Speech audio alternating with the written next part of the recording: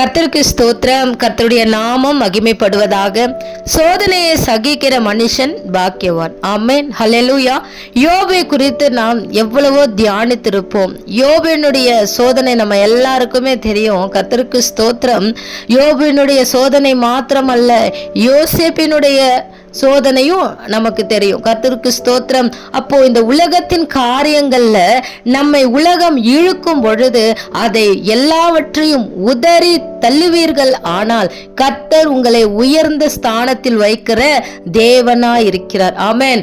வேத சத்தியத்தின் வசனம் கிடைக்காத பஞ்ச காலம் வரப்போகிறது என்று சொல்லி தேவன் தீர்க்க தரிசனம் சொல்லி இருக்கிறார். கர்த்தருக்கு ஸ்தோத்திரம். தீர்க்க தரிசன வார்த்தையின் மூலமாய் தேவன் தன்னுடைய இருதயத்தை வெளிப்படுத்தி இருக்கிறார்.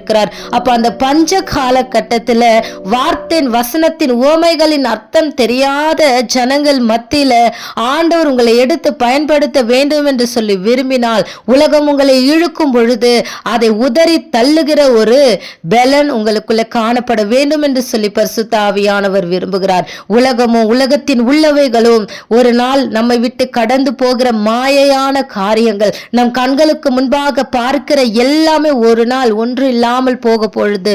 ஆனால் ஆண்டவர் சொல்லுகிறார், வானமும் பூமியும் ஒழிந்தாலும் என்னுடைய வார்த்தை அது ஒழியாது.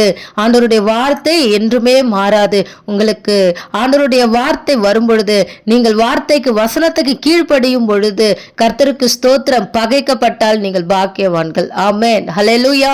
இந்த உலகம் உங்களை இழுக்கும் பொழுது, இந்த உலகத்தின் ஆசை உங்களை இழுக்கும் பொழுது, இந்த உலகத்தின் இச்சை உங்களை இழுக்கும் பொழுது, யோசேப்பை போல எல்லாவற்றையும் உதறி தள்ளினாலும் ஆண்டவர் உங்களை பார்த்து கொண்டிருக்கிறார். வீண் பழிகள் வந்தாலும் சரி, வீண் வார்த்தைகள் வந்தாலும் சரி, உங்களுக்கு விரோதமாய் யார் பேசினாலும் சரி, கர்த்தருக்கு ஸ்தோத்திரம், நீங்கள் எல்லாவற்றையும் நீங்கள் சகிக்கும் பொழுது கர்த்தர் ஏற்ற காலத்தில் உங்களை உயர்த்துகிற தேவனா இருக்கிறார். ஆமென். நீங்க செய்ய வேண்டியது ஒன்னே ஒண்ணுதான். ஏற்ற காலத்தில் அவர் உங்களை உயர்த்தும்படிக்கு பலத்த கைக்குள்ளே அடங்கி இருங்கள். அவருடைய பரிசுத்த கரத்துக்குள்ள அடங்கி இருங்கள். தேவ பாதுகாப்பில் அடங்கி இருங்கள். கர்த்தர் உங்களை ஆசீர்வதிப்பார். உங்களை மாத்திரமல்ல, உங்கள் சந்ததியும் உங்கள் தலைமுறையும் உங்கள் குடும்பத்தையும் அவர் ஆசீர்வதிக்கிற தேவனாய் இருக்கிறார். கர்த்தருக்கு ஸ்தோத்திரம். கர்த்தருடைய நாமம் மகிமைப்படுவதாக. ஆமென்.